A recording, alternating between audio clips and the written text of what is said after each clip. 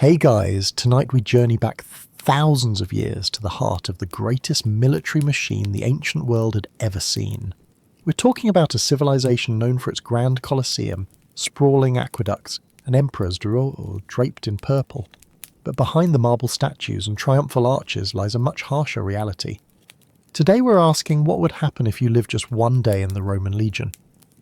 Because let me tell you, the gladius isn't the only thing that will cut you down to size. So before you get comfortable, take a moment to like the video and subscribe, but only if you genuinely enjoy what I do here. And let me know in the comments where you're tuning in from and what time it is for you. It's always fascinating to see who's joining us from around the world. Now, dim the lights. Maybe turn on a fan for that soft background hum, and let's ease into tonight's journey together. Welcome to the Roman Legion, home of iron discipline, bloody conquest, and absolutely zero concern for your personal comfort. Before you even open your eyes, the horn blast is already piercing through your barracks, like it's auditioning for the role of most sadistic alarm clock in history. There are no snooze buttons, no 5 more minutes, and certainly no motivational pep talks. Just the raw, unforgiving reality of military life under the eagle standards of Rome. You're lying on a straw mattress that feels more like a collection of twigs with a thin blanket that's been passed down through generations of sweaty, unwashed recruits. The cool morning breeze you were promised in all those recruitment speeches? Yeah, it's gone. Probably deserted sometime around 200 BC. By the time you stumble outside for morning formation, your centurion is already eyeing you like you're something he's scraped off his Caligi boots. And it's not even dawn yet. The day doesn't just begin in the Roman Legion, it ambushes you. Your leather armour? Stiff and unyielding. It's like wearing a dead cow that's been dried in the sun and still holds a grudge about it. And don't even think about complaining.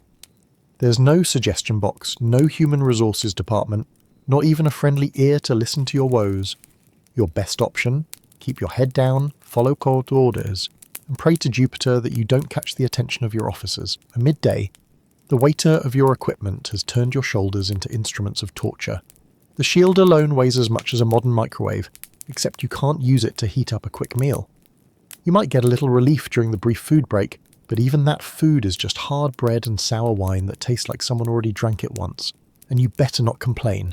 The Eagle Standard is watching, and in the Roman Legion the standards aren't just symbols. They're divine banners, sacred to the gods themselves. The higher they're held, the more Mars, the god of war, is pleased.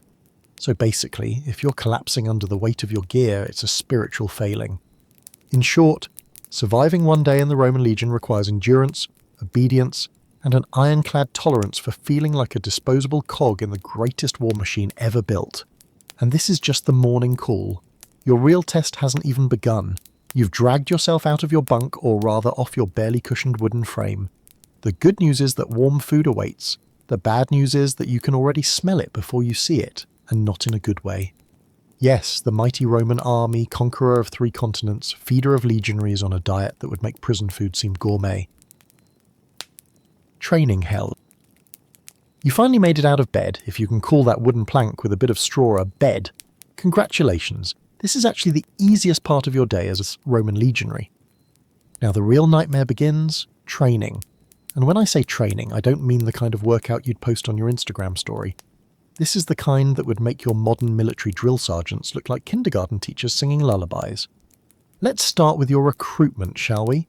Forget voluntary service or patriotic duty. The Roman army didn't ask politely if you wanted to join. If you're a male citizen between 17 and 46, you're eligible for conscription. Period. Your farming skills? Irrelevant. Your dreams of becoming a poet? Laughable. Your family needs you at home? Too bad. Rome needs bodies, and you've got one that's not currently being used for something the state deems important. The physical examination is your first taste of Roman efficiency. Strip naked alongside dozens of other recruits while military officers inspect you like cattle at a market. Too short? Rejected. Obvious deformities? Rejected. Look too weak? Rejected. Have flat feet? Surprisingly, that's a rejection too. They knew long before modern podiatrists that the flat feet wouldn't hold up during those 20-mile marches. The examining officer doesn't care about your dignity or privacy. He's checking teeth, muscles, and yes, even genitals. Everything must be in working order for the glory of Rome. Congratulations, you've been accepted. This is where you should start regretting all your life choices. Your training begins immediately though and lasts for 4 grueling months. The first day makes it abundantly clear. Your previous life is over. Your head is shaved, your civilian clothes are taken, and you're given a tunic that's scratchy enough to count as its own form of punishment. Your name? Forgotten. You're now recruit, soldier, or more commonly, some Latin insult that questions your parentage and courage simultaneously. Morning starts before dawn. Not just before dawn. We're talking about the kind of darkness where you can't see your hand in front of your face. You're jolted awake by the boosner, a horn that makes today's alarm clock sound like gentle whispers. You have exactly the time it takes for your centurion to count to 10 to be dressed, armed, and standing at attention outside the barracks. Too slow? That's a beating. Not dressed properly? That's a beating. Standing incorrectly? You guessed it, that's a beating. Physical conditioning is the first order of business. In your Nike air-cushioned running shoes and moisture-wicking fabrics, you might manage a 5K run without much complaint. But try running 6 miles in Calagi, leather sandals with hobnailed soles across uneven terrain, wearing a weighted pack the Romans called Marius's mules, weighing over 45 pounds. And that's just the warm-up. But I go to the gym 5 times a week, you might protest. Your CrossFit routine would make a Roman centurion laugh until he cried. Your workouts have air conditioning, water fountains, and encouraging trainers wearing microphones. The Roman equivalent? Running in full armour under the Mediterranean sun, swimming across rivers fully clothed and climbing walls while your centurion hurls insults and occasionally rocks at you to simulate battlefield conditions. The weapons training is where things get particularly interesting. Forget shooting ranges with safety protocols and ear protection. Your introduction to the gladius, the Roman short sword, involves wooden practice versions that are intentionally made heavier than the real thing. The idea is simple. If you can fight with something heavier, the real weapon will feel light as a feather when the time comes. Your training partner isn't some patient instructor explaining proper form. It's another terrified recruit who's just as clueless as you are. You're both swinging wildly at wooden posts wrapped in straw, trying to hit the right spots that would incapacitate a real enemy. Miss the target? 20 push-ups. Except the Romans don't call them push-ups. They call them kissing the ground for your failures. Do them until your arms shake and collapse, then do 10 more. The shield, the scutum, deserves special mention in this parade of misery. At about 40 pounds of curved wooden leather, it's essentially like trying to fight while holding a heavy wooden door. You don't just learn to hide behind it, you learn to use it as a weapon itself. Hours are spent practicing the shield bash, or ramming your shield into an opponent with enough force to knock them off balance. Your shoulder is bruised black and blue within days. That pain in your left deltoid? Get used to it. It'll be your constant companion for the next 25 years of service. But individual training is just the appetizer in this feast of suffering. Formation training is the main course. The Roman legion didn't conquer the known world because of individual heroics. They did it through discipline and cohesion and moving as a single deadly organism. You'll spend hours practicing the testudo, the famous tortoise formation where shields create an impenetrable box around the unit. Getting it wrong isn't just failing a drill, it's letting down your entire contubernium, the 8-man squad that's now your family, whether you like them or not. The centurion overseeing your training isn't just tough, he's a different species of human altogether. A battle-hardened veteran of multiple campaigns, his face is a roadmap of scars, and his voice can carry across a battlefield even without amplification. The vine stick in his hand, the vitis, isn't ceremonial. It's his primary teaching tool, and your back, legs and hands will become intimately familiar with its sting. "Move faster, recruit!" he bellows, bringing the vitis down across your shoulders as you struggle to hold your shield position. My grandmother could breach this formation, and she's been dead for 20 years. Another strike, this time to the back of your legs. If this were a real battle, you'd be feeding the crows by now. There's no concept of positive reinforcement here. No gold stars, no good job pats on the back. The absence of punishment is the reward. If the centurion isn't actively hitting you, congratulations. That's Roman for excellent work. The cultural shock doesn't end with the physical training. Mental conditioning is equally brutal. You thought military cadences were just for keeping rhythm during runs. In the Roman legion, they're propaganda tools designed to reshape your entire worldview. You'll chant slogans about Rome's greatness, the divinity of the emperor, and the subhuman nature of your enemies until they become your truth. Psychological warfare starts with you as its first victim. Meal breaks are brief interludes of barely controlled chaos. The food, a porridge of wheat called pulse, perhaps with some salted meat if you're lucky, is consumed standing up. Sitting is for civilians and the weak. You have exactly the time it takes to wolf down your food and maybe grab a swig of Posca, vinegar water that passes for refreshment, before training resumes. Sleep deprivation is not a bug in this system, it's a feature. Night watches, surprise drills, and pre-dawn marches ensure you never get more than a few hours of uninterrupted rest. The theory is simple. In battle, you won't have the luxury of 8 comfortable hours in a memory foam mattress. Better to adapt now than die later because you are too drowsy to see the Germanic axe swinging for your head. The training regimen doesn't just build your body, it dismantles and rebuilds your entire identity. Privacy becomes a distant memory. Your bathing is done alongside dozens of other recruits in cold streams or communal bathhouses. Your bowel movements are a public affair in latrines, where soldiers sit side by side without partitions. Every bodily function, every moment of weakness, every failure is witnessed by those who will stand beside you in battle. Embarrassment is a luxury you can no longer afford. Homesickness. The Roman army has a cure for that too. It's called exhaustion. You'll be worked so hard that by nightfall you won't have the energy to remember your mother's face, let alone pine for her cooking. Your old friendships fade like distant dreams, replaced by the harsh reality of brotherhood forged in shared misery. The men sweating, bleeding, and suffering beside you become more important than anyone you knew in your civilian life. The weapons and tactics you learn aren't just skills, they're religious experiences. The pilum, the heavy javelin designed to bend upon impact so enemies can't throw it back, becomes an extension of your arm. You learn to throw it with such accuracy that you can hit a man-sized target from 30 yards away. The gladius becomes a part of your body, a short, brutal extension of your will. You learn to thrust, not slash. A Roman kills with the point, not the edge, penetrating vital organs with scientific precision. Weather is no excuse for interrupting training. Rain turns the training grounds to mud. Perfect. Now you learn to fight while slipping and sliding. Scorching heat has men collapsing from exhaustion? Excellent. Now you understand the importance of water discipline. Snow and freezing temperatures? Ideal conditions to teach you that enemies don't wait for fair weather to attack. The elements become just another opponent to overcome. By week 6, recruits who can't keep up begin to disappear. No formal dismissal, no honourable discharge. They simply vanish overnight, reassigned to less prestigious units or support roles if they're lucky.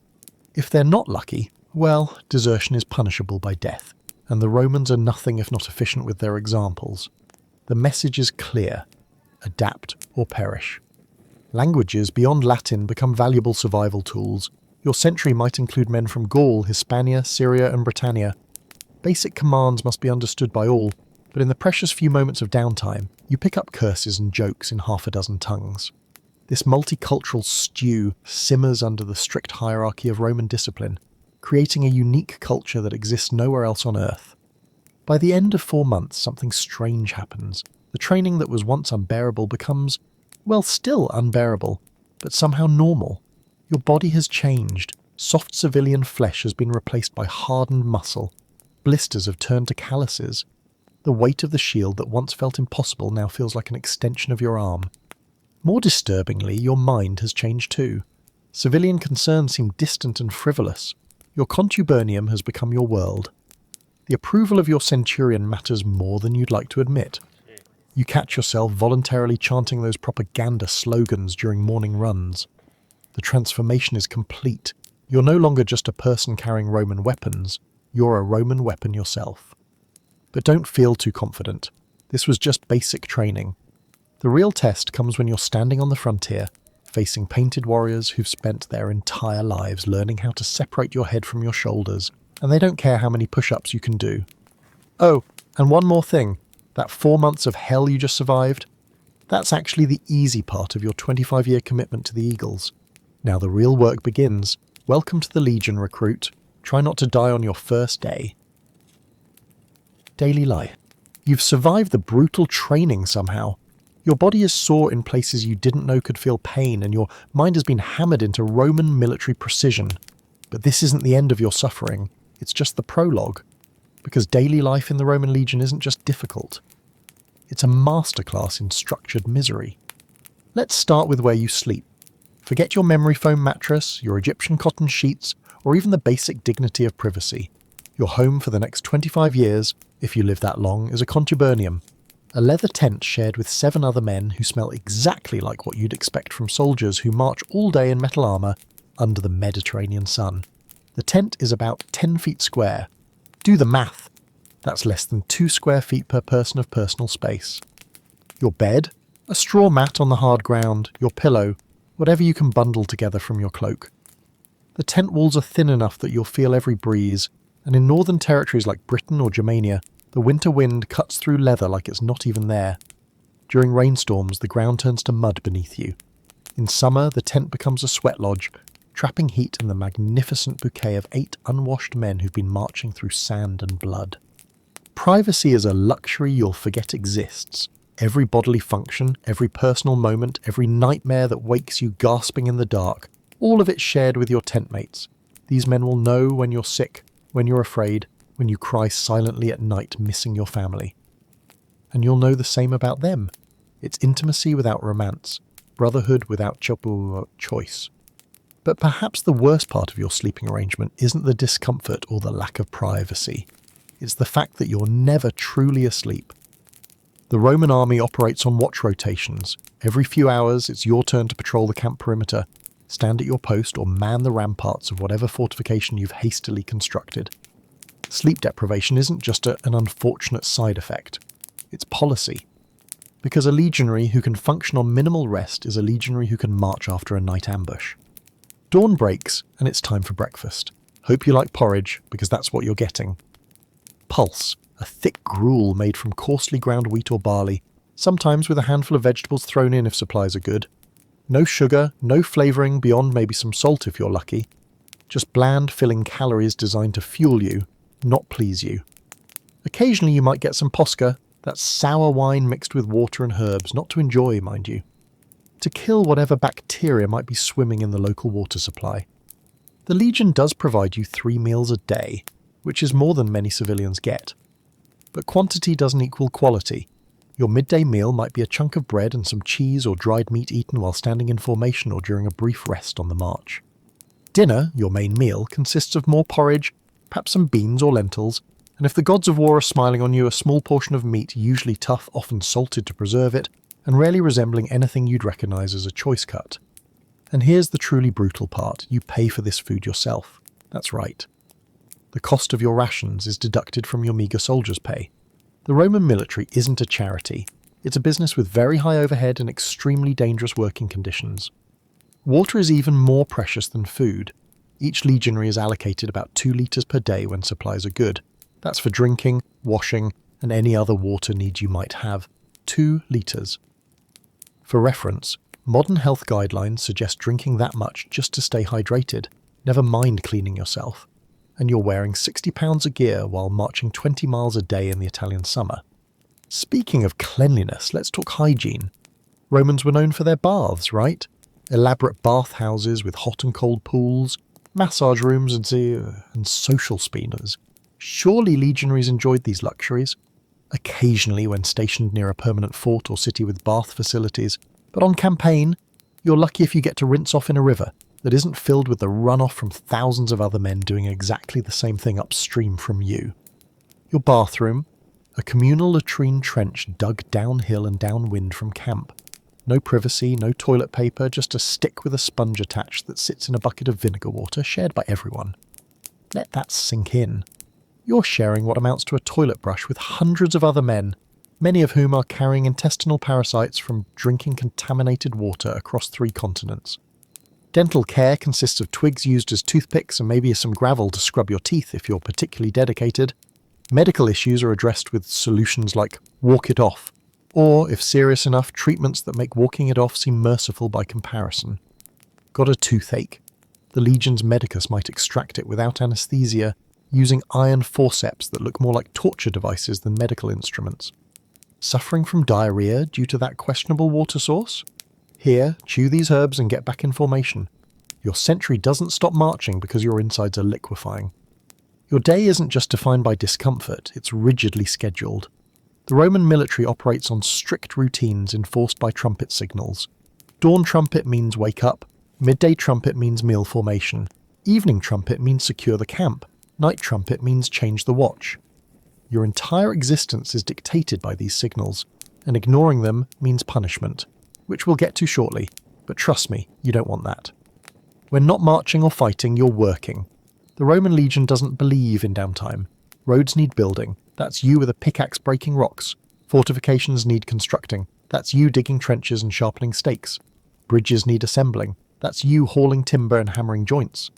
The Roman army isn't just a fighting force, it's a mobile construction crew that happens to kill people efficiently between building projects.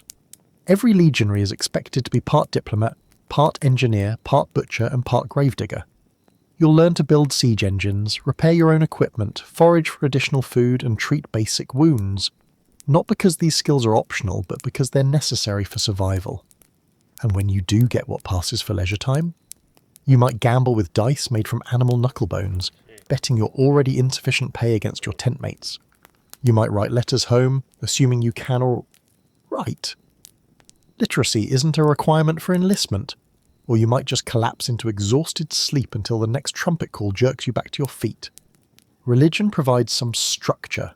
The Legion has its standards, physical eagles and emblems that represent not just military units but divine protection. These aren't just symbols, they're gods you carry into battle.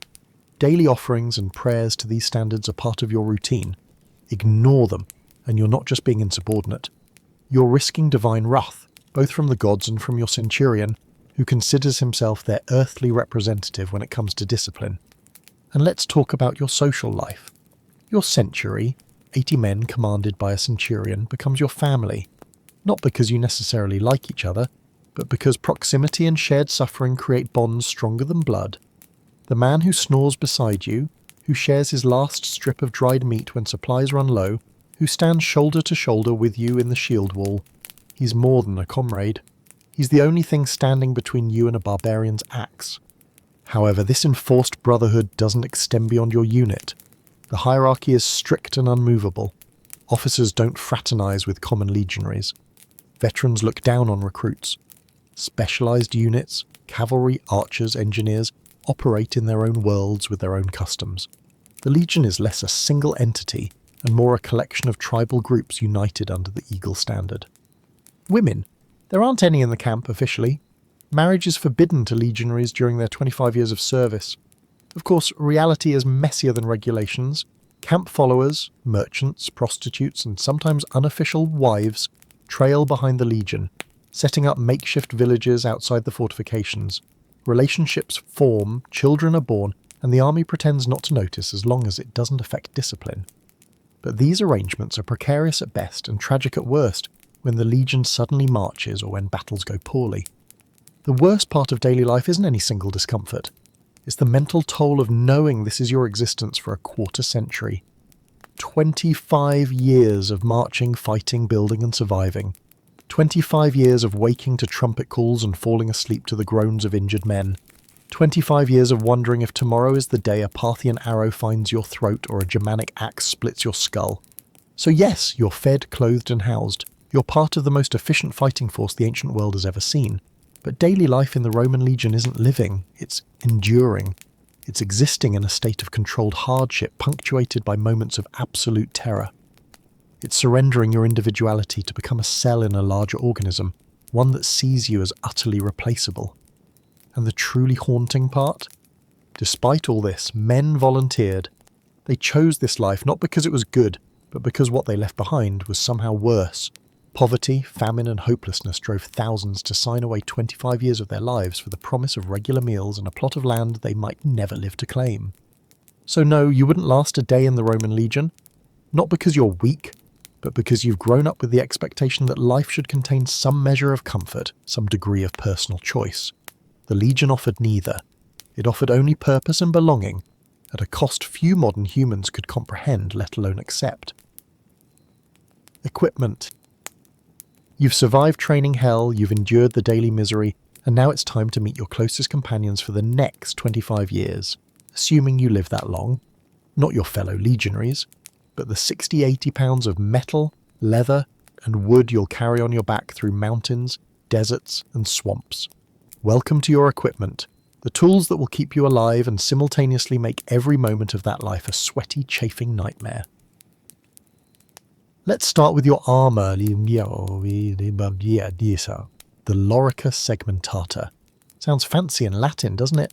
In practice, it's about 12 pounds of overlapping iron plates fastened together with leather straps and bronze hinges. Revolutionary for its time? Absolutely. Comfortable? Not even close. Each plate digs into your shoulders and torso as you march. The metal absorbs heat like it's being paid to do so, baking you in summer and freezing you in winter. There's no moisture-wicking technology here. Just you sweating profusely inside a metal oven that you can't take off because, well, you need it to not die. Underneath this metal cage sits your tunic, a simple garment of coarse wool, not cotton, not linen, but wool, in the Mediterranean heat. Let that sink in. Wool is nature's most effective way to make you itch, sweat, and question your life choices simultaneously. When that wool gets wet from rain, river crossings, or your own endless sweating, the sun stays wet, growing heavier, chafing your skin raw as you march. The smell becomes something otherworldly after a few days, a biological weapon you carry with you everywhere. On your head sits the glare, your helmet. Another 4 or 5 pounds of iron shaped to deflect blows but not designed with comfort in mind. Cheek pieces restrict your peripheral vision, the neck guard bumps against your shoulders, and the whole thing resonates like a bell when struck, transferring the full acoustic experience of battle directly into your skull. Got a headache? Too bad. That helmet stays on from sunrise to sunset when in hostile territory. And even though it has an inner liner of cloth or leather, it still manages to either slide forward over your eyes or rub your scalp raw, depending on the day. Your feet, those poor abused appendages, are stuffed into caligy, military boots that are essentially leather sandals with hobnailed soles. Revolutionary for their time, allowing your feet to breathe while providing grip on various terrains. But those iron hobnails conduct cold directly to your feet in winter, and the open design means your toes are perpetually filled with dust, sand, and small rocks. Blisters aren't a possibility. They're a guarantee, a constant companion that never fully heals because you march 20 miles tomorrow, and the next day, and the next. Now, let's talk about your shield, the scutum. At about 22 pounds, this curved rectangular shield made of laminated wood covered with canvas and leather is nearly as tall as your chest.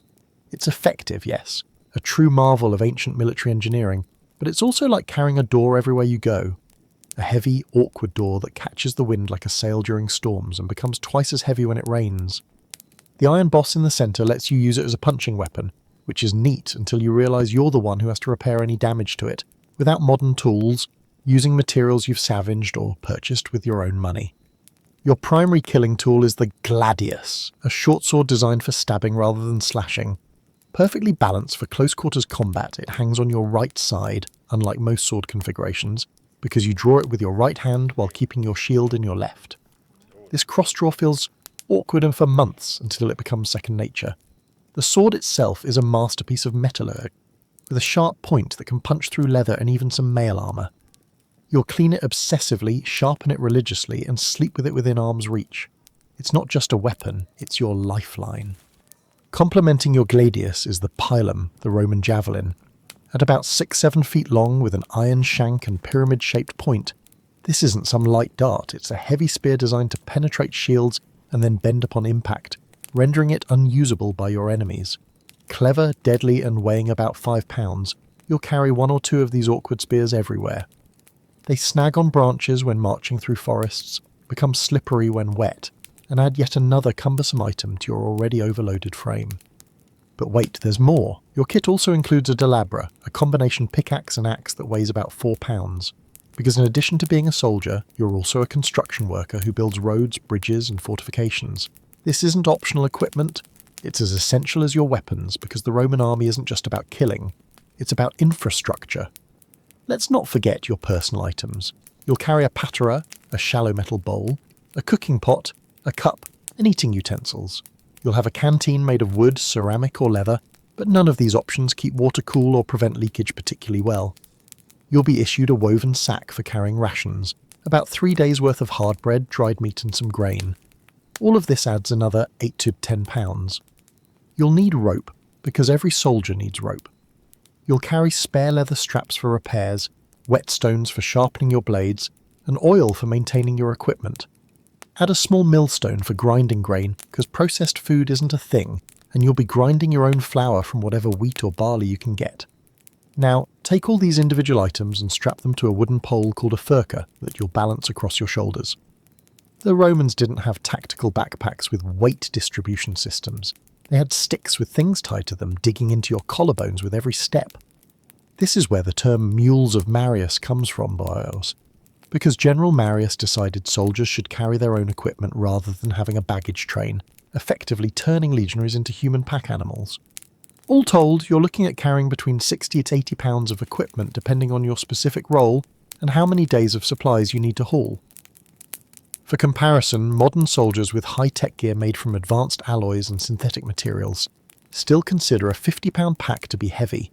You're carrying more weight with primitive materials that absorb water, lack ergonomic design and break more easily.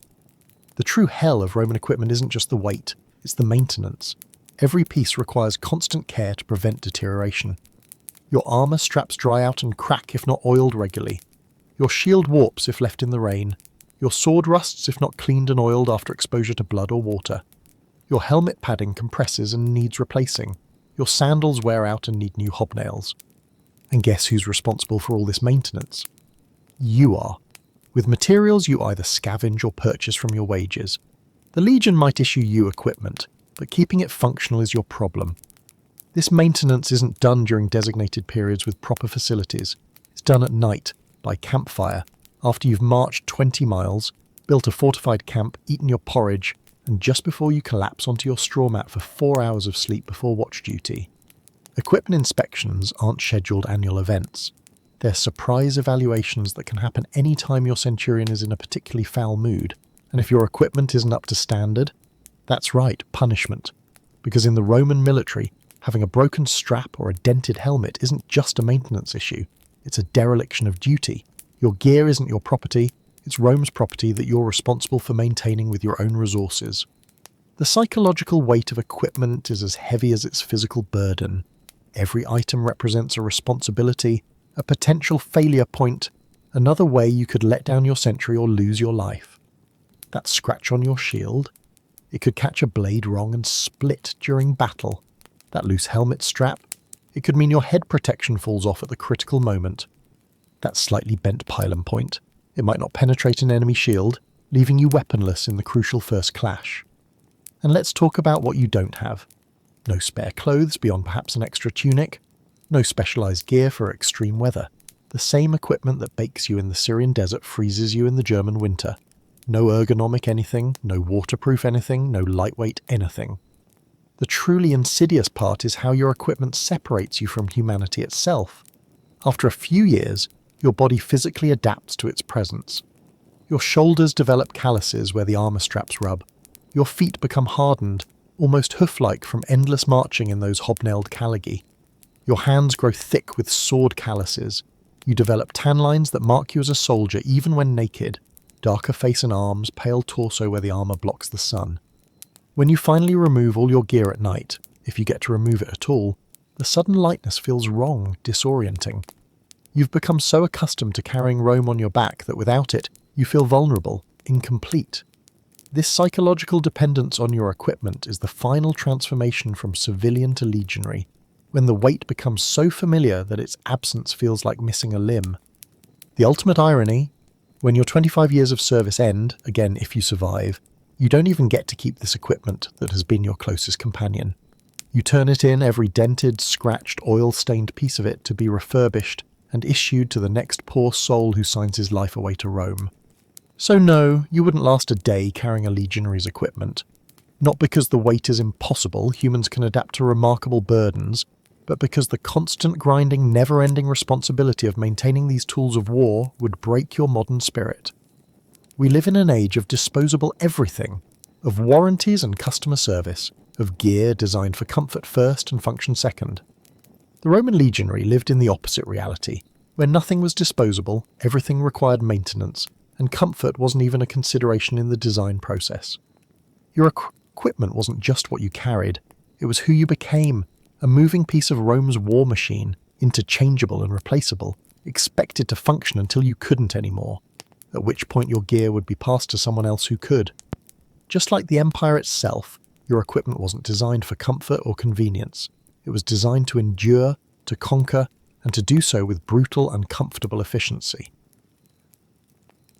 Marching. You've been trained, you've endured the daily routine, and you're weighed down by equipment that would make a modern soldier weep. Now it's time for the backbone of Roman military domination, marching. Not the ceremonial parade ground strutting you might imagine, but the relentless, grinding, distance-devouring march that built an empire one sandaled step at a time. The Roman legion didn't conquer the known world by fighting, it conquered by marching to places where other armies couldn't, wouldn't, or didn't think Romans would dare to go, then arriving in formation, fresh enough to fight. While your equipment tries to break your body, the march tries to break your soul. Let's talk numbers. On a standard day, you'll march 20 Roman miles, about 18.4 modern miles or 29.6 kilometres, in 5 hours. Not impressed? Had 60 to 80 pounds of equipment? Still not impressed? Do it in formation, keeping perfect pace with hundreds of other men. Still standing, now do it again tomorrow, and the next day, and the next, for weeks, months, sometimes years on campaign. This isn't a casual stroll, you march at a pace of roughly 3.7 miles per hour, non-negotiable, no matter the terrain. Too slow, the centurion's vitis, that gnarled vine staff, will encourage your back and legs to find more speed. Too fast, you're breaking formation, endangering the unit, and earning yourself extra duties. Perfect pace is the only acceptable pace hour after hour through mountains, forests, deserts, and swamps. The formation itself is part of the misery. You march in a tight column, typically 8 men wide with strict spacing. This means you're perpetually inhaling the dust kicked up by the men in front of you. In dry regions, this creates a choking cloud that coats your throat, eyes, and lungs. Your saliva turns to mud, your eyes burn, but you dare not close them because stumbling means disrupting the entire column behind you. Speaking of stumbling, the Romans didn't build those famous roads everywhere they went. Often you're marching across uneven ground, rocky hillsides or muddy plains. Each step requires concentration. Your hobnailed calligi provide decent traction, but one misplaced foot on a loose rock can mean a twisted ankle. And a twisted ankle doesn't get you medical leave, it gets you a choice between keeping up despite the pain or being considered a liability. Weather is not a consideration for the march schedule. Rain? You march in it until your wool tunic absorbs its own weight in water, doubling the weight on your already burdened frame. Snow? You march through it, breaking trail for the men behind you if you're in the front rank. Heat? You march through it, rationing your water because when it's gone until the next source. The march stops for major battles and certain religious observances, but almost nothing else. Water crossings deserve special mention in this catalogue of marching miseries. Major rivers might get pontoon bridges if you're lucky, but smaller streams, wade through them. Your sodden boots will squelch for miles afterward, the water mixing with blood as your skin chafes raw. And if the stream is too deep for wading, but not important enough for bridging, you swim across with your equipment held over your head, because dropping government property is a punishable offence even at the bottom of a river. The psychological toll of marching matches the physical. The Romans perfected the art of the forced march, covering extraordinary distances in minimal time when strategic necessity demanded it. During these brutal pushes, you might cover 25 to 30 miles in a single day. Every muscle screams, every joint aches. Your mind enters a fugue state where only the next step exists. Veterans called it marching sleep, a trance where your body continues moving while your consciousness hovers somewhere between waking and dreaming. But here's the truly insane part. At the end of each day's march, your work has only just begun. Because the Roman legion doesn't stay in hotels or established barracks while on campaign, it builds a new fortress every single night. That's right. After marching 20 miles with 80 pounds of equipment, you're handed a shovel and told to start digging. The marching camp, castra, is a full fortification with ditches, ramparts, and a palisade of sharpened stakes. Every legion follows the same standardized layout, allowing soldiers to build it even in near darkness. Your sentry has an assigned section, and your contubernium has specific tasks. Some dig the ditch, 3 feet deep, 4 feet wide. Others cut timber for the stakes. Others build the rampart using the soil from the ditch, and others sharpen and place the defensive stakes. This isn't optional work, it isn't even a response to nearby threats. The Legion builds a fortified camp every single night. whether in friendly territory or hostile lands, whether enemies are nearby or hundreds of miles away. The process is so ingrained that it becomes automatic, a ritual of security performed by men too exhausted to think but trained to build through sheer muscle memory. Only when the fortifications are complete, about 2 to 3 hours of hard labour, can you finally erect your leather tent, prepare food, tend to your equipment, and perhaps catch a few hours of sleep before your watch rotation. And sunrise will bring another 20 miles of marching, another fortress to build. The march transforms your body in ways both impressive and disturbing. Your feet develop calluses thick enough to walk on gravel without noticing. Your leg muscles become so dense they seem carved from oak. Your shoulders form permanent grooves where the weight of your equipment rests, but your knees and hips pay the price, the cartilage wearing away year by year. Most veterans walk with a distinctive gait, the legionary limp that marks them as surely as any uniform ever could. Terrain dictates its own special tortures.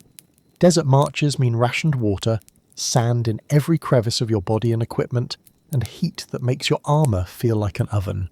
One legion marching through the Syrian desert reportedly lost more men to heat exhaustion than to the Parthian arrows they were marching to face. Mountain marches bring precipitous trails where one misstep means death, thin air that leaves you gasping in your heavy armour, and temperature drops that freeze the sweat on your body at night. The Alps didn't just challenge Hannibal, they claimed Roman lives in every generation, not through battles, but through the simple act of trying to march an army through their hostile heights. Forest marches offer their own nightmares, limited visibility that makes ambush a constant threat, uneven ground concealed by leaves and undergrowth, branches that catch on your equipment, forcing you to constantly untangle yourself while maintaining formation. The disaster of the Teutoburg forest, where 3 entire legions were annihilated, began with the simple difficulty of marching in proper order through dense German woodland. Marsh and wetland crossings might be the worst. Imagine marching through knee-deep mud that sucks at your every step, threatens to pull your Callagee right off your feet, all while maintaining formation and carrying 80 pounds of equipment that you absolutely cannot allow to sink into the mire. The weight distribution skills developed during marsh marches were said to be so extraordinary that veteran legionaries could reportedly walk across mud that would swallow an ordinary man to his waist. Even on those famous Roman roads, architectural marvels stretching thousands of miles, the march isn't pleasant. The hard-packed stone surface transmits every impact directly to your joints. The hobnails of your Callagee strike sparks from the paving stones, gradually wearing down and requiring replacement. And while the straight Roman roads might be the most efficient route between destinations, they also march straight up and over hills rather than around them, because in Roman military thinking, shortening distance was worth the cost in elevation gain. The pace never varies, regardless of grade. Marching uphill, maintain formation, maintain pace.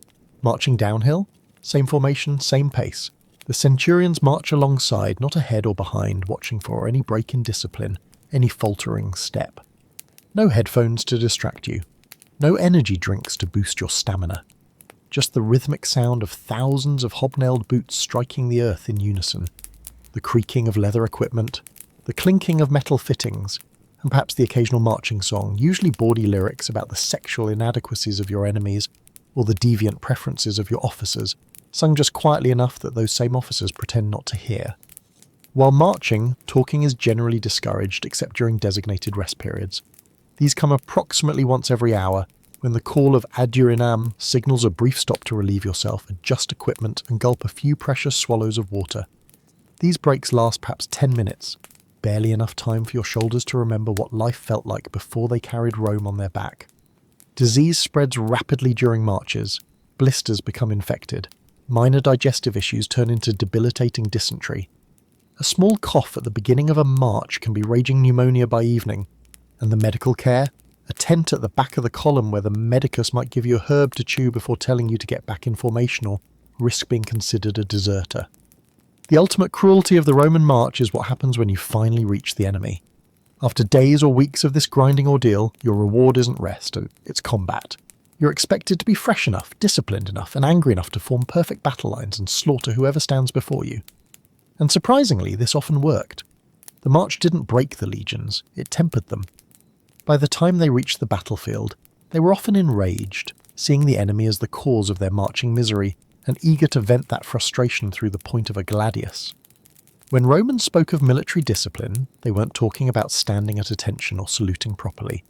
They were talking about this: the ability to march beyond normal human endurance, build a fortress while exhausted, and still fight effectively at the end. It wasn't just training, it was psychological transformation, breaking men down and rebuilding them as components of a marching fighting machine. The truly remarkable thing? Men re-enlisted. After 25 years of this existence, some veterans signed up for another tour. Not because the marching life was good, it manifestly wasn't, but because it offered something civilian life often couldn't: certainty, camaraderie, and a clear purpose. Every morning you knew exactly what was expected. Every evening, if you were still standing, you had succeeded. In a chaotic, ancient world, even the grinding certainty of the march had its appeal for some. So no, you wouldn't last a day marching with the Roman legion. Not because your body couldn't theoretically be conditioned for it, but because your modern mind would rebel at the sheer pointless-seeming brutality of it. We drive between destinations, measuring journeys in hours, not days. We expect rest after exertion, comfort after discomfort. The Roman legionary expected only that tomorrow would bring another march, another fortress to build, another test of his discipline and endurance. And in that expectation, in that grinding certainty, the empire found its greatest strength, not the ability to win battles, but the ability to reach them in fighting condition after journeys that would have broken any other army of its time. Rome conquered the known world one step at a time, one painful, disciplined, relentless step after another. Combat. After weeks of marching with 80 pounds strapped to your aching body, building camps until your hands bleed, and sleeping in 2-hour rotations, you finally reach your destination. Battle. This is what all that training was for, what the equipment was designed for, what the marching delivered you to. And it's about to become the most horrifying experience of your life. The morning of battle doesn't begin with heroic speeches or dramatic music. It starts with vomiting.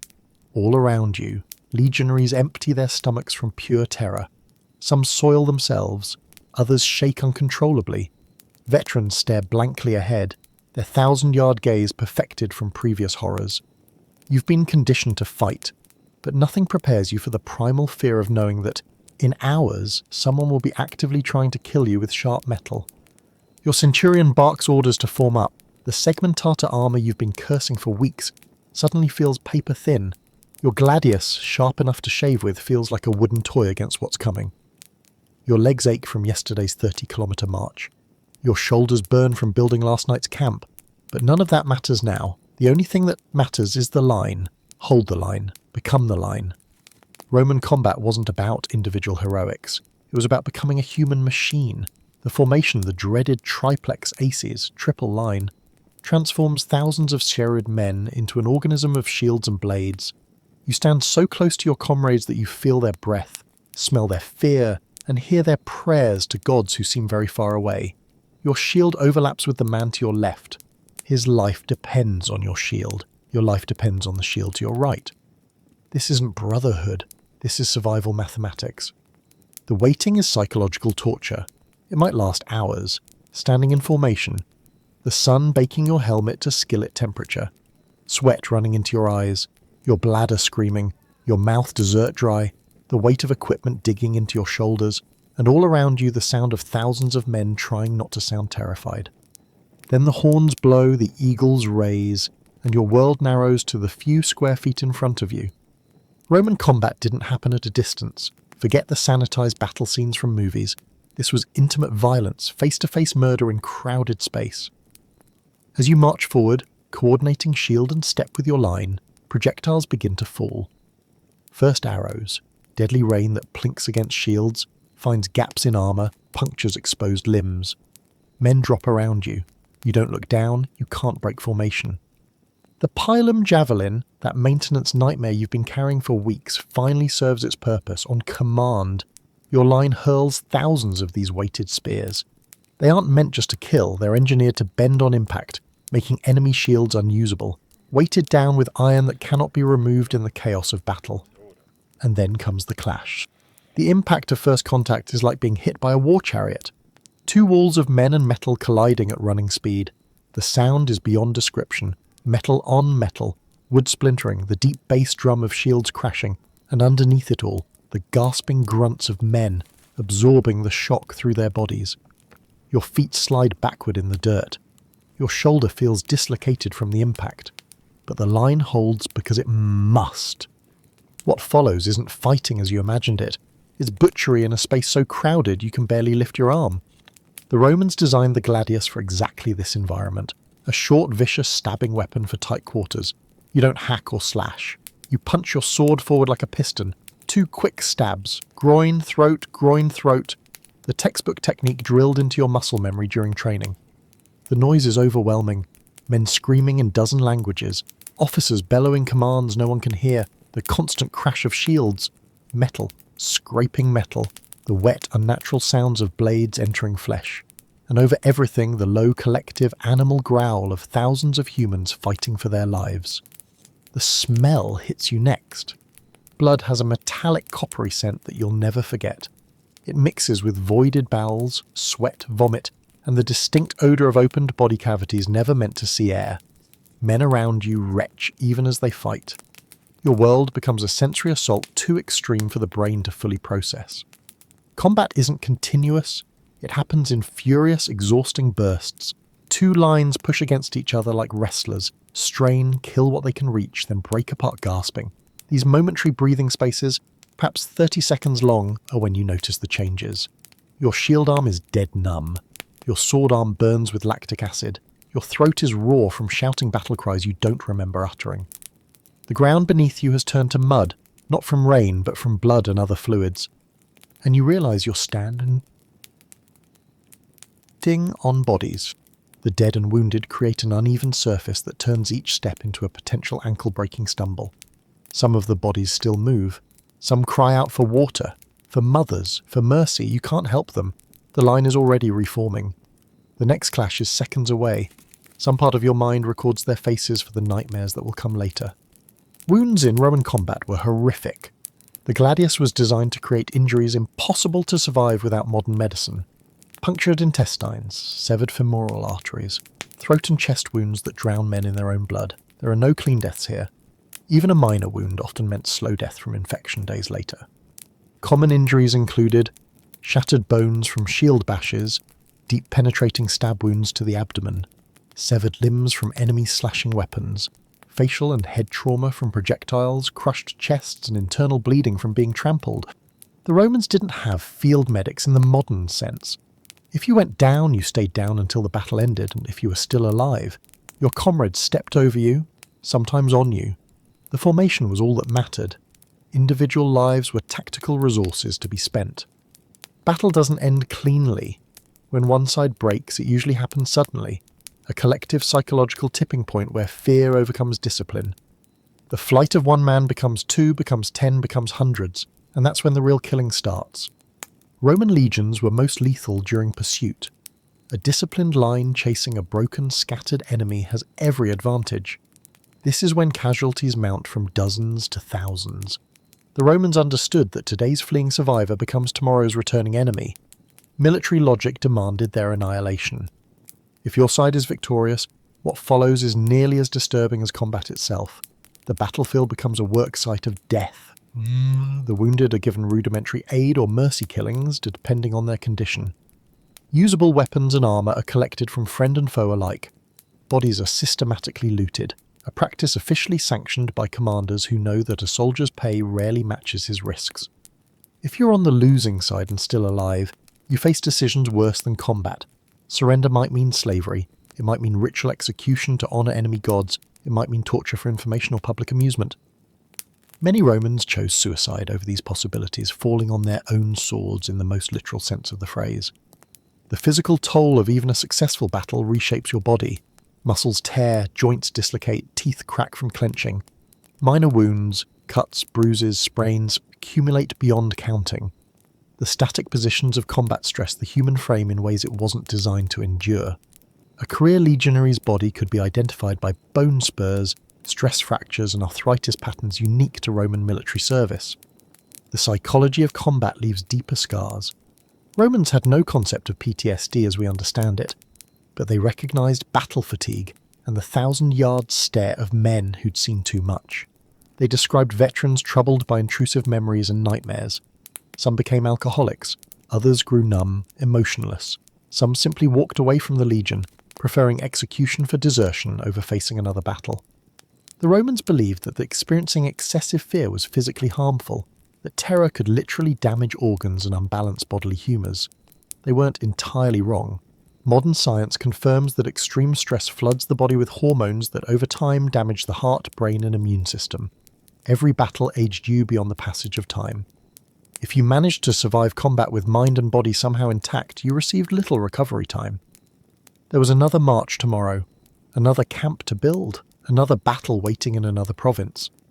The legion was a machine that consumed men, and the empire always needed more provinces, more resources, more glory.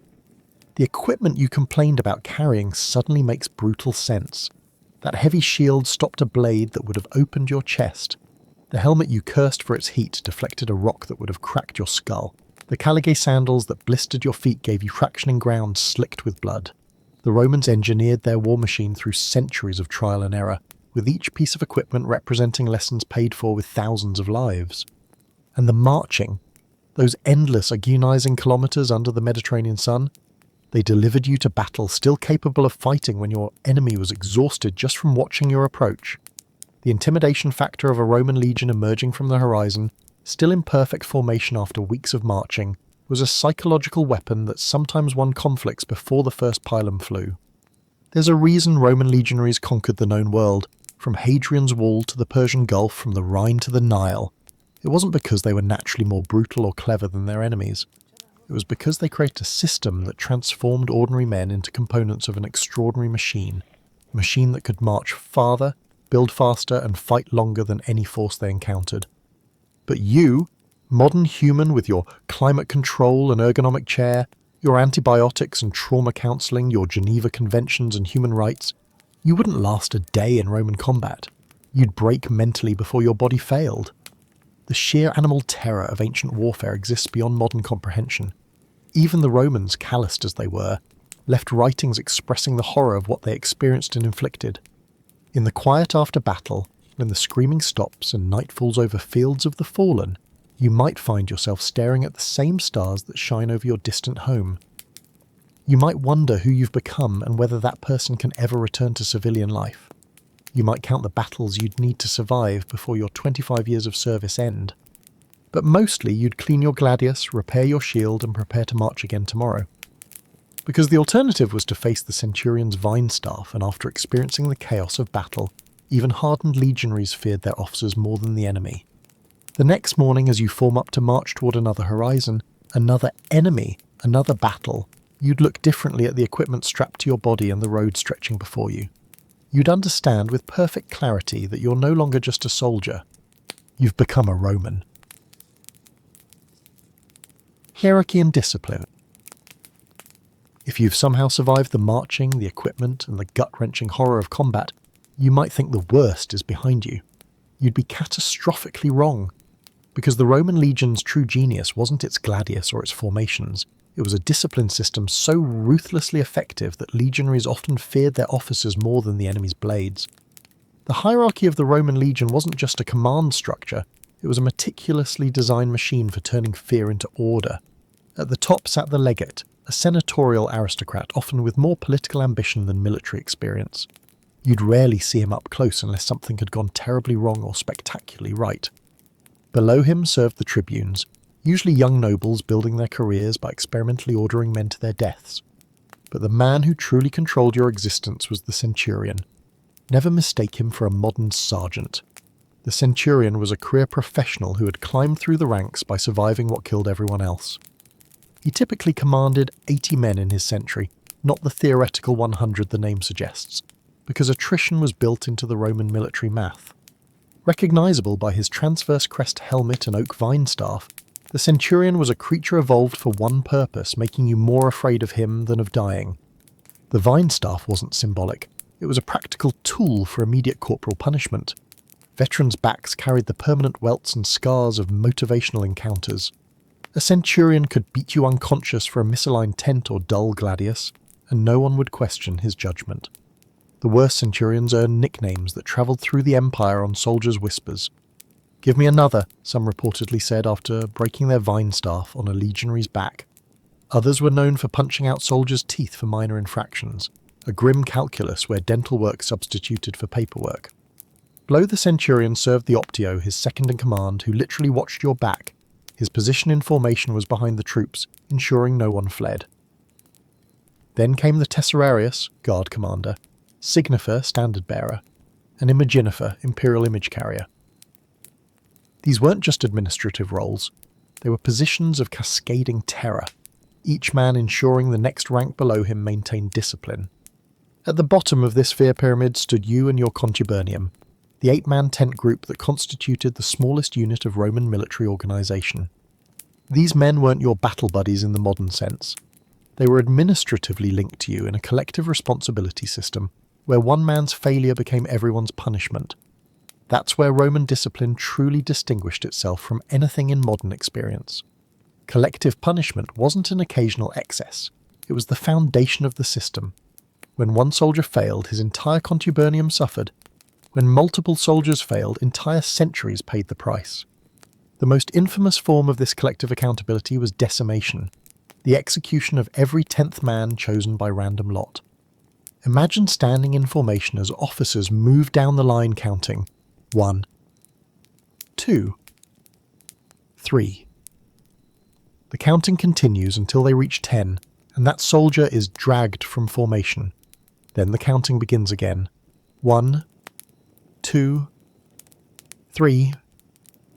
Your life determined not by your actions, but by your position in line. The condemned were beaten to death by their comrades using clubs, not strangers, but the very men who had shared their tent, their food, their fears. The psychological trauma worked on multiple levels. Survivors experienced both relief at being spared and guilt at participating in the execution. More critically, it transformed discipline from an external force into internal group pressure. When your tentmate's sloppiness might get you beaten to death, you ensured he maintained standards. Lesser punishments were hardly more humane. Castigatio, beating with the centurion's vine staff, often to the point of serious injury. Pecuniaria mulcta, financial penalties and wage deductions, particularly effective since many soldiers served primarily to support families. Minerum indictio, assignment of additional duties, typically the most degrading tasks involving human waste or animal carcasses. Militia mutatio, reduction in rank, which meant not just lost status but lost pay, gradus diectio. Demotion to inferior service, like being transferred from cavalry to infantry.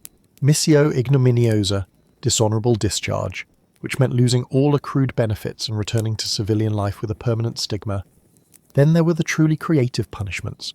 Soldiers might be forced to stand barefoot on sharp boggy walks, or jagged surfaces for hours. Others were made to hold heavy stones with outstretched arms until collapse. Some were assigned to sleep outside the protective camp walls, technically not execution, but effectively a death sentence in hostile territory. Food was weaponized within the discipline system. Minor infractions might result in being restricted to barley instead of wheat rations, not just a culinary downgrade but a symbolic reduction to animal status, since barley was primarily animal feed. More serious offences could mean public food restrictions where the offender starved while watching others eat. The psychological architecture of this system was as sophisticated as the physical architecture of Roman camps. It created multiple pressure points: fear of officers, fear of peers, fear of status loss, fear of financial ruin, and fear of physical pain, all carefully calibrated to ensure that following orders became the path of least resistance. What modern soldiers might call toxic leadership was the intended operating model. Centurions weren't respected because they were fair or kind, they were respected because they were consistent in their willingness to enforce discipline through pain. Plutarch described the ideal Roman officer as more afraid of his general than of the enemy. The same applied to common soldiers and their centurions. This wasn't sadism for its sake, though that certainly occurred. It was psychological engineering. Roman military planners understood that humans naturally fear immediate, certain pain more than distant, uncertain death. A soldier might gamble with running from battle, where death was merely possible, but he wouldn't challenge a centurion, where punishment was guaranteed. The brilliant perversion of the system was how it colonized soldiers' minds. After enough time, external discipline became internalized. veterans policed themselves and others with the same ruthlessness they had experienced. The human need for status and belonging was weaponized. Your standing among peers depended on adhering to standards and enforcing them on others. Physical transformation accompanied this psychological reshaping. Your body changed under the discipline regimen just as surely as it changed carrying equipment or engaging in combat. Scars from punishment accumulated alongside battle wounds. Sleep patterns permanently altered to accommodate watch rotations. Your posture, gait, even facial expressions reflected the constant vigilance required to avoid attracting negative attention. For those who survived and excelled, the reward system was equally calculating. Promotion through the immunes, specialists exempt from certain duties, to principals, junior officers, to the centurionate itself represented one of the few merit-based advancement systems in the ancient world. A common-born soldier could theoretically rise to primus pilus, first spear, the senior centurion of an entire legion, a position of considerable power and wealth. Decorations weren't merely symbolic. The corona civica, civic crown, awarded for saving a fellow citizen in battle, brought lifetime privileges, including tax exemptions. The falerier medal discs worn on the chest served as visible proof of valour, and affected how other soldiers and officers treated you. Dona militaria, military gifts, often had substantial monetary value, gold rings, torques, cash bonuses. But these carrots were vastly outnumbered by the sticks. The ratio of punishment to reward was deliberately imbalanced. Excellence was expected, failure was intolerable. The system wasn't designed to make you feel good. It was designed to make you effective regardless of how you felt. Perhaps most alien to modern sensibilities was the complete absence of what we'd now call human rights or due process. An accusation from a superior was effectively the same as a conviction. No legal representation, no impartial hearing, no appeal process existed. Justice wasn't blind. It stared directly at your rank insignia before deciding your fate. Even the vaunted Roman law that protected citizens had an asterisk for military personnel. The moment you took the sacramentum military oath, you entered a parallel legal universe where normal protections evaporated. Your body, your time, even your life became property of the state, administered through the hierarchy that loomed above you. Sleep deprivation served as both punishment and control mechanism. Watch rotations were deliberately designed to prevent continuous rest, creating a perpetual state of mild cognitive impairment that reduced resistance to authority. After weeks on campaign with the broken sleep schedule of watch duty, complex moral questions simplified to basic compliance. You obeyed because thinking had become too exhausting. The genius of yeoman military discipline wasn't creating perfect soldiers, it was creating predictable ones. The system acknowledged human weakness but built containment mechanisms around it. Officers knew soldiers would try to avoid work, seek comfort, and protect themselves. Rather than fighting these tendencies, the hierarchy channeled them through a maze of incentives and punishments until the path of least resistance aligned with military objectives. Centuries of refinement had eliminated inefficiencies from this human management system. By the imperial period, it operated with the same engineering precision as Roman roads or aqueducts. The legions took farmers, shopkeepers, and urban poor, none with natural inclinations toward formation fighting or constructing defensive fortifications, and reliably transformed them into interchangeable components of a military machine. In combat, this discipline system paid lethal dividends. When enemy forces broke formation and ran, it wasn't just because of Roman tactics or weapons, it was because they faced men who were more afraid of retreat than death. While other ancient armies relied on individual courage or battle frenzy, Rome industrialized discipline. A legionary stood his ground not because he was personally brave, but because the consequences of not standing seemed worse than whatever the enemy might do. When you faced that enemy in combat, struggled under the weight of your equipment, or endured another grueling march, the hierarchy loomed like an invisible fortress around you. Every action, every decision occurred within its walls. The enemy might kill you, but the centurion would definitely make you suffer if you failed to meet standards. This calculated terror kept the Roman war machine operating across 3 continents for centuries. So when you imagine yourself in a legionary's caligay, don't just think about the physical hardships, the weight of the scutum, the exhaustion of marching, the horror of combat. Consider the psychological architecture that will reshape your very concept of self. After a few years in the legions, you wouldn't just serve Rome, you would be Rome, your individual identity subsumed into the collective discipline of the most effective military force the ancient world had ever known. And modern you, with your workplace rights, your expectations of fair treatment, your resistance to arbitrary authority, you wouldn't survive a day under Roman military discipline. Your body might endure the punishment, but your mind, conditioned by centuries of evolving concepts of individual dignity, would break against a system specifically designed to break it. Because what made Rome's legions unstoppable wasn't just how they fought their enemies, it was how they conquered their own men first.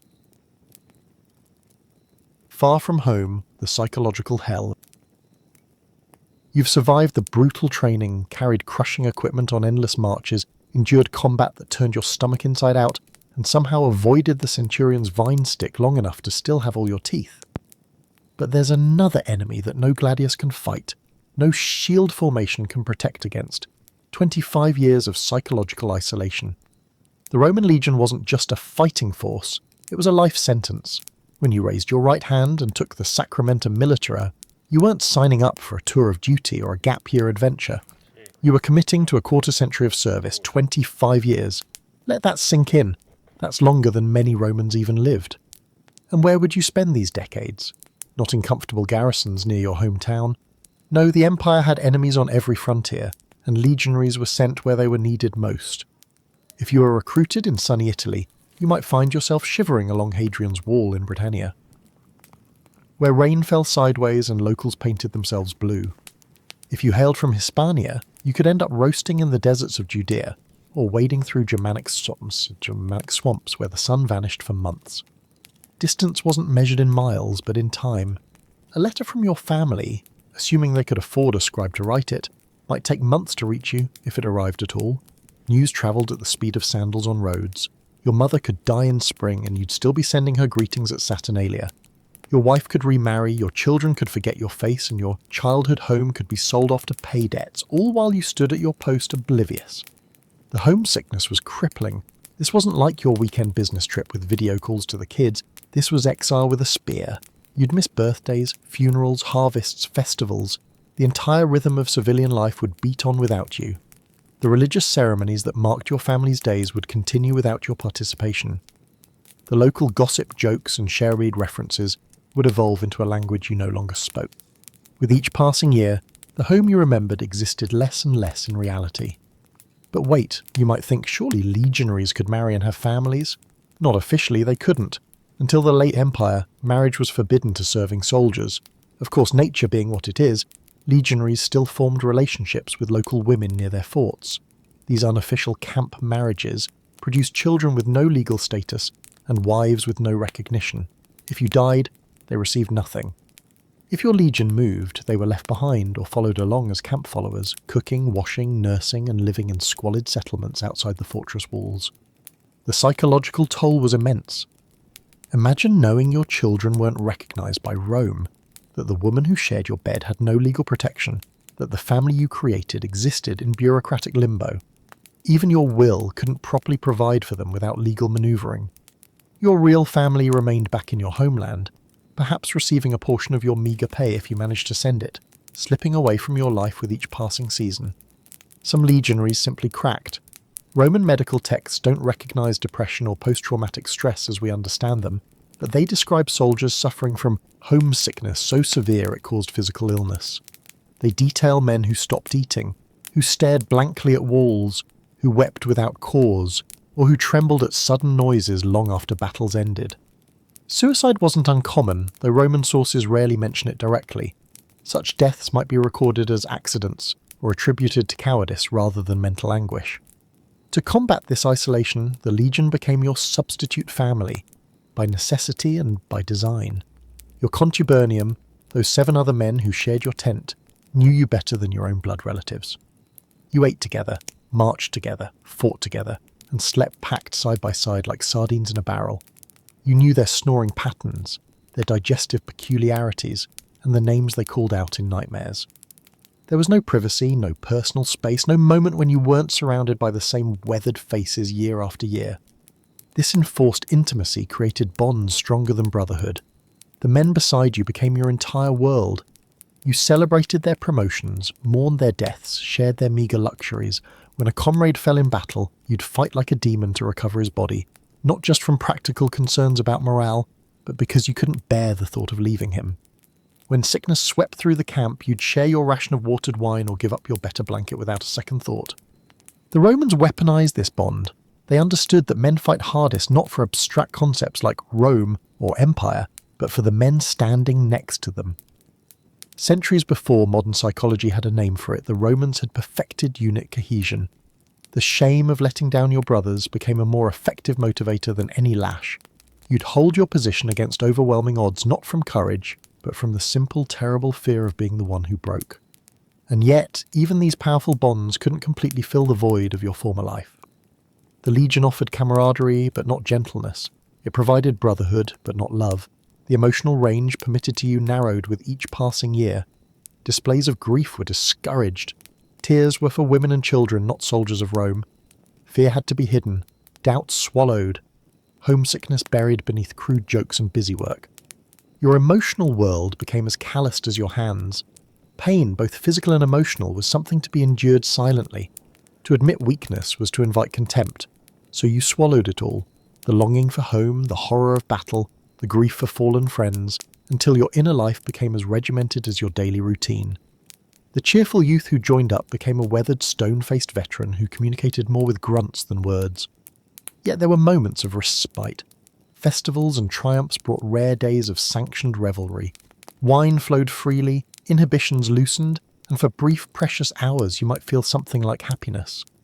Religious ceremonies connected you to Rome even across vast distances, knowing that on certain days every Roman throughout the empire performed the same rituals created a thread of unity across thousands of miles. Foreign posting sometimes led to unexpected connections. Despite language barriers and cultural differences, legionaries and locals found ways to communicate. Merchants, prostitutes, servants and allies all provided fleeting connections to the civilian world. Some veterans even chose to settle in their posting provinces after discharge, having formed stronger ties there than to distant homelands they no longer recognized. But these bright spots couldn't disguise the fundamental truth.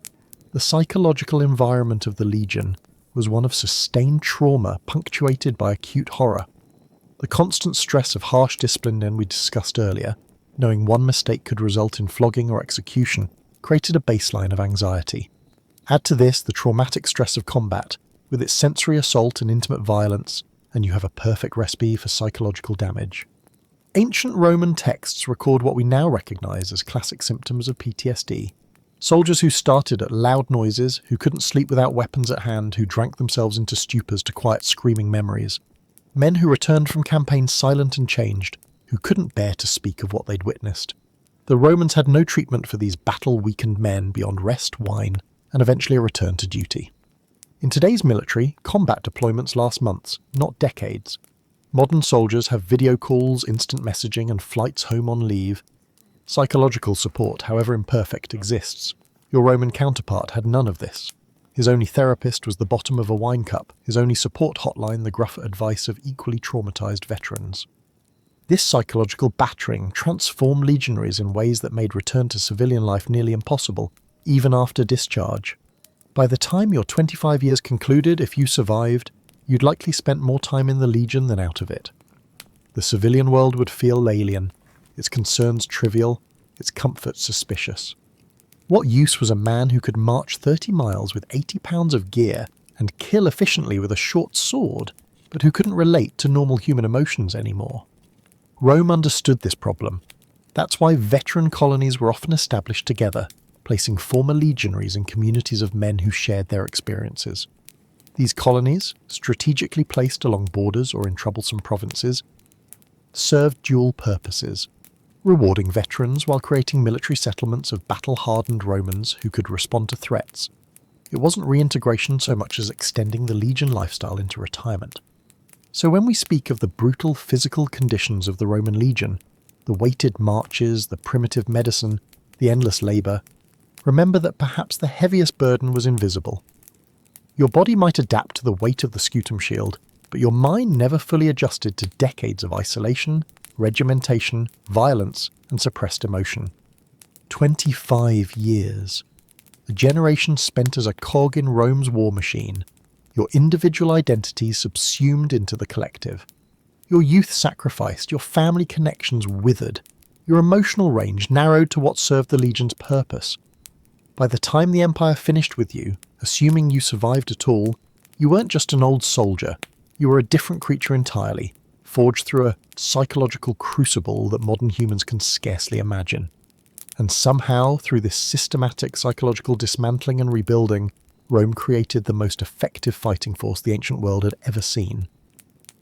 The Legion wasn't just a collection of men with weapons, it was a machine that consumed individuals and produced soldiers, breaking and remaking minds as thoroughly as the training ground broke and remade bodies. The physical hardships you endured were merely preparation for surrendering yourself entirely to Rome, mind and soul, for 25 merciless years. Modern military service can be psychologically taxing, certainly, but today's service members retain their legal rights, their connections to home, their identities as individuals. Your Roman counterpart surrendered everything, including his very sense of self, to the eagle standards. No wonder these men conquered the known world. They had nothing else left. The rewards if you survived. After 25 grueling years of carrying crushing equipment, enduring brutal combat, surviving the Centurion's vine stick, and sacrificing your mental well-being, surely Rome would reward your service with riches and honour, right? Well, let's just say the Empire's gratitude was as sparse as shade in the Judean desert. Let's talk money first. The base pay for a legionary during the early Empire was 900 sesterces annually. Sounds impressive until you realise this was barely subsistence level. A small apartment in Rome might cost 2,000 sesterces per year. So your salary after risking life and limb daily wasn't even enough to rent a modest home in the capital. But wait, it gets worse. You weren't actually paid 900 sesterces. The Roman military operated on a system that would make modern payday lenders blush with envy. From your base salary, automatic deductions were taken for food, equipment replacement, burial fund contributions, and even gifts to the emperor on special occasions. After these deductions, you might see only 2/3 of your theoretical pay, and even that was typically delivered just 3 times a year, not in convenient bi-weekly instalments. Oh, and that pitiful sum wasn't handed to you in a neat money pouch. The quartermaster would literally dump coins on a table, and you'd have to sort through them, checking for clipped edges or counterfeit pieces. Imagine finally getting paid after months of hauling stones to build a fortress wall, only to receive a pile of suspicious-looking metal discs that local merchants might or might not accept. But surely the Empire provided bonuses? Well, yes, but they were as unpredictable as a German ambush. When a new emperor took power, he might distribute a donative, a one-time payment to secure the loyalty of the troops. If your unit was favoured or participated in a significant victory, you might receive a small portion of war booty. But these windfalls were unreliable and unevenly distributed. The officers and Praetorian guards always took the lion's share, while you and your tent mates fought over scraps. Speaking of uneven distribution, let's talk about the bonus structure. If you were promoted to principales, becoming a standard bearer or clerk, your pay might reach 1.5 times the base rate. Centurions earned up to 15 times more than regular legionaries, and a legionary legate, the commander, could earn over 70 times your salary. Today's corporate pay gaps have nothing on Roman military inequality.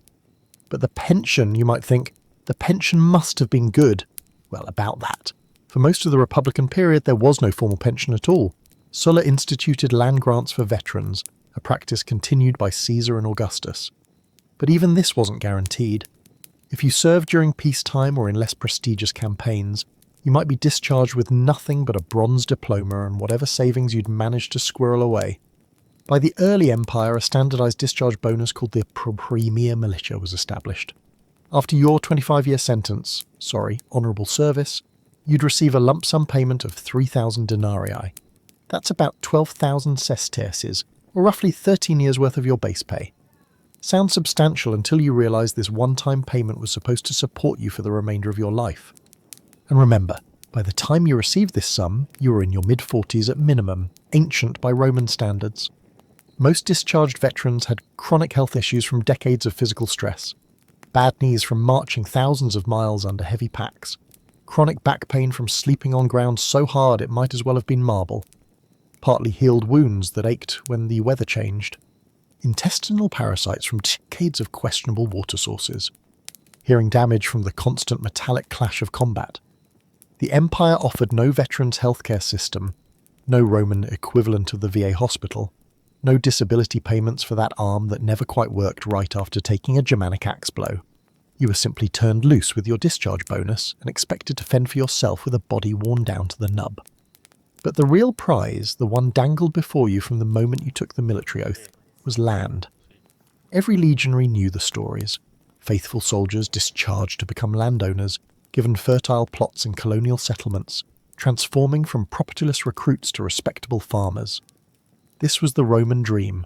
Not wealth, but land ownership, the foundation of citizenship and status. The reality, if you did receive land, it was likely in a newly conquered province, far from Rome, often in hostile territory where locals resented your presence. These veteran colonies served Rome's strategic interests, creating buffers along troubled borders and spreading Roman culture into conquered territories. Your retirement wasn't just a reward, it was a continuation of service, turning you into a human border post. And the quality of this land varied wildly. Some veterans received fertile plots along river valleys, others got rocky hillsides where growing enough food to survive required backbreaking labour. Exactly what your aging, battle-worn body needed.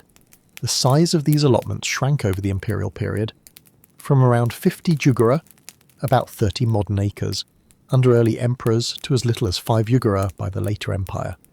Then there's the most bitter truth. Many veterans never received their promised land at all. Emperors routinely commuted land grants to cash payments, always worth less than the land would have been. Sometimes lands intended for veterans were given to more politically important groups. During periods of imperial financial strain, discharge bonuses and land distributions were delayed for years or simply never fulfilled. Even if you were among the lucky ones who received a decent plot, you faced new challenges. After 25 years of having every aspect of your life dictated by superior officers, you suddenly had to make all your own decisions. After decades where your daily routine was scheduled down to the minute, you now faced unstructured days stretching before you. After years where your only skill was efficient killing and fortress construction, you needed to become a farmer overnight. Many veterans failed at civilian life. Some sold their newly acquired lands for quick cash, ending up destitute. Others found they couldn't adjust to the quiet, couldn't sleep without the sounds of the camp around them, couldn't function without orders and structure. The psychological isolation we discussed earlier didn't magically disappear with discharge.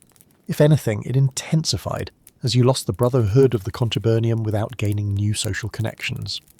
This is why many veterans chose to settle in colonies with other former soldiers, not just for mutual protection, but because these were the only men who understood what you'd experienced.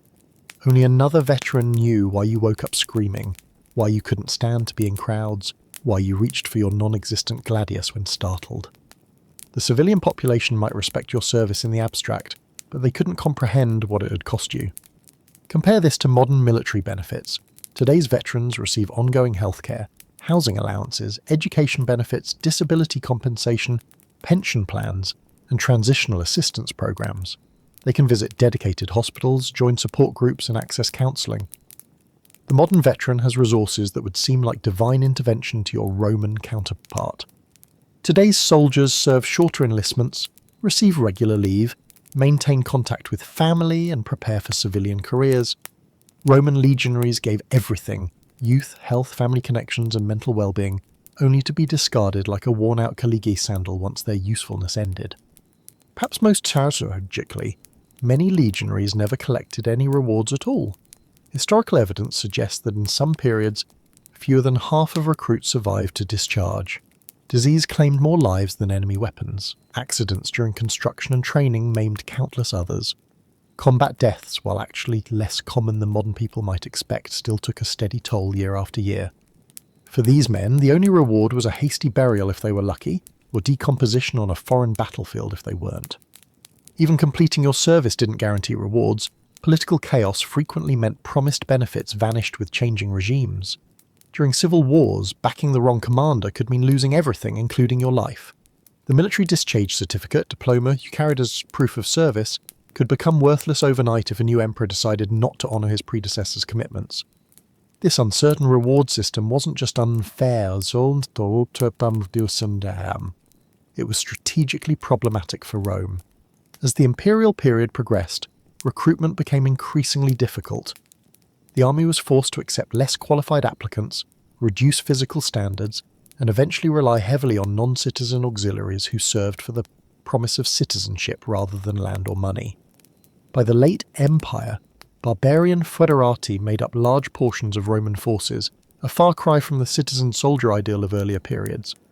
So when you imagine the glory of the Roman legion, remember this final bitter truth. The men who built the empire through blood and suffering rarely enjoyed the fruits of their sacrifice.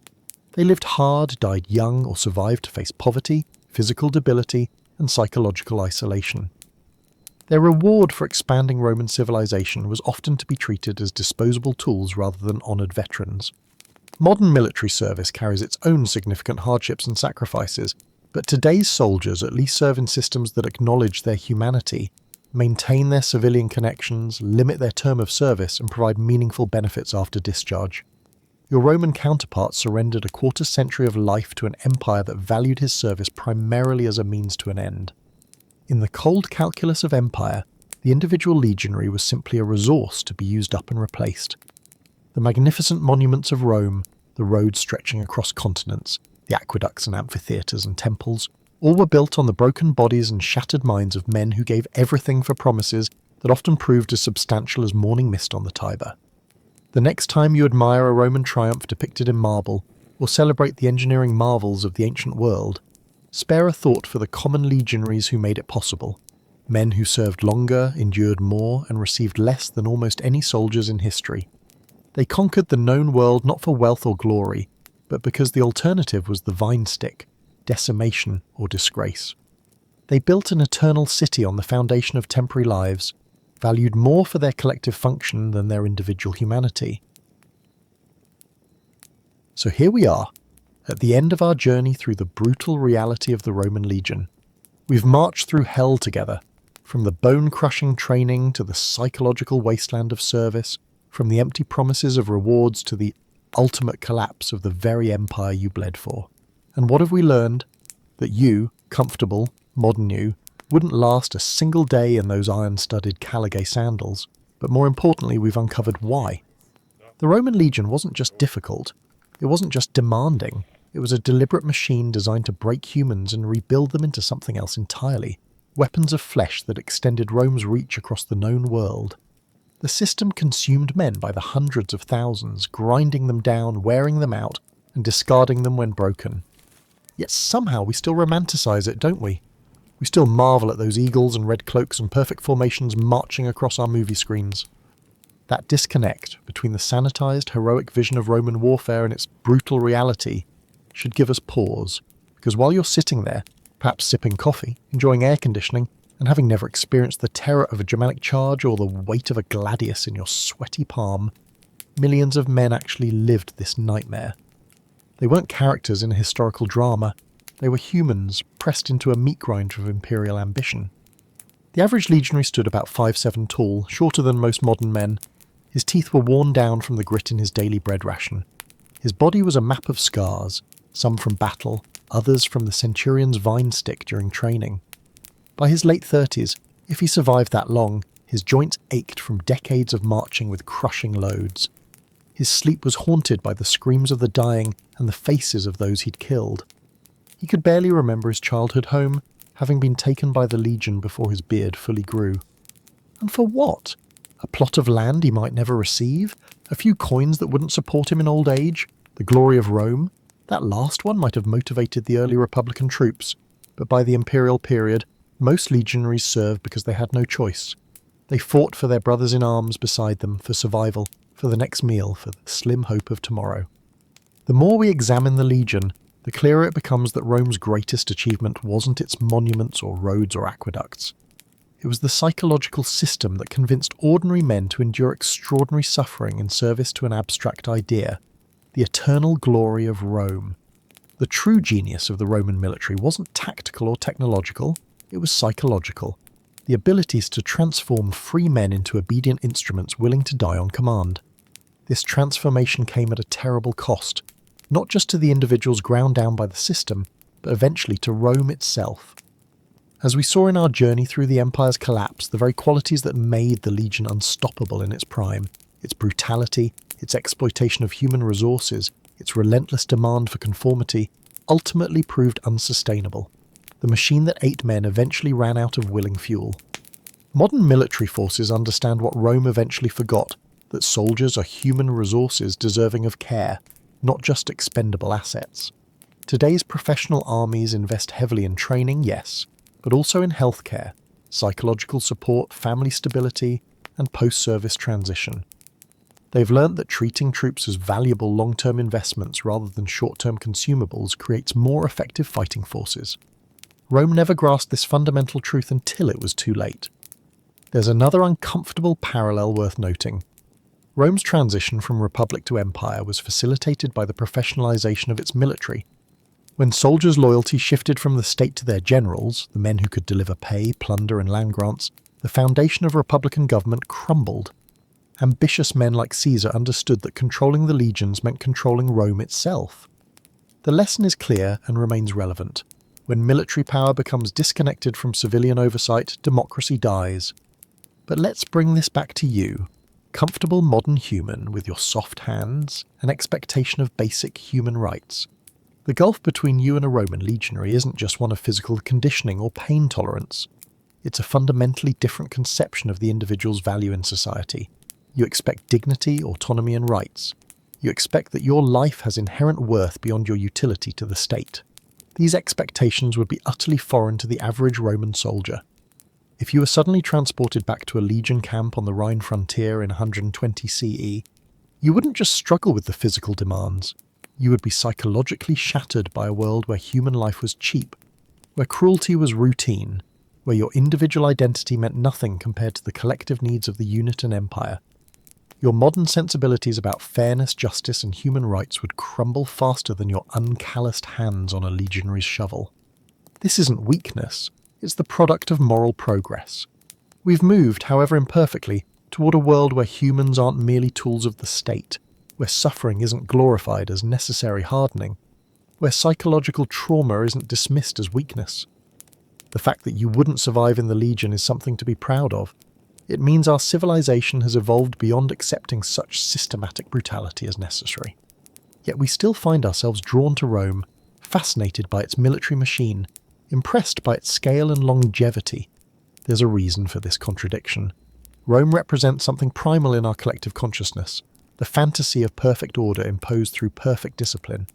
The appeal of the Legion is the appeal of simplicity through strength, of a problem solved through overwhelming force, of a world where everyone knows their exact place in an unquestioned hierarchy. But our journey through the reality of legionary life reveals the human cost of such fantasies. Behind every conquest, every triumph, every monument was incalculable suffering, not just of those conquered, but of the conquerors themselves. The legionary was as much a victim of Rome as those he subjugated, trapped in a system that consumed his body, mind, and future in service to an insatiable empire. So as we close this chapter, remember, the next time you watch a Hollywood epic glorifying Roman military might, the next time you marvel at the precision of a tortoise formation or the gleam of Lauritia segmentata armour, look beneath the surface and see the exhausted men who hadn't slept in 30 hours, smell their unwashed bodies and infected wounds, hear their laboured breathing under the weight of equipment, feel the trembling in their arms as they hold shields against a barbarian onslaught.